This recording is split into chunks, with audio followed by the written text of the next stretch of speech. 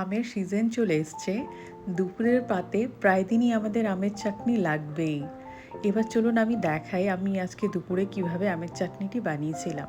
আমগুলোতে লবণ, হলুদ সামান্য পরিমাণ মাখিয়ে রোদেও রাখতে পারেন। আমি সরাসরি বানিয়েছিলাম। কড়াই যখন গরম হয়ে গেল, 2 চামচের মতো সর্ষের তেল দিয়ে সংবাদে 5 ফোড়ন, শুকনো লঙ্কা দিয়ে আমগুলোকে একটু ঢাকা দিয়ে ভেজে নিয়েছিলাম। তারপর একটু জল দিয়ে কালার ভালো আনার জন্য কাশ্মীরি লঙ্কার গুঁড়ো, অনেকটা পরিমাণ গুড় দিয়ে নাড়াচাড়া করুন।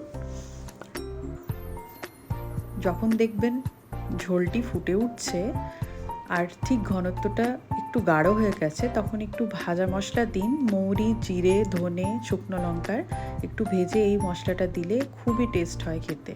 দেখুন ঠিক ঘনত্বটা এরম হতে হবে।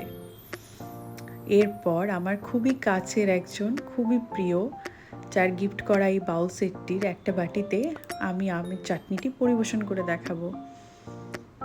এই দেখুন, এই বাটিতে চাটনিটি আরও কত সুন্দর ফুটে উঠছে।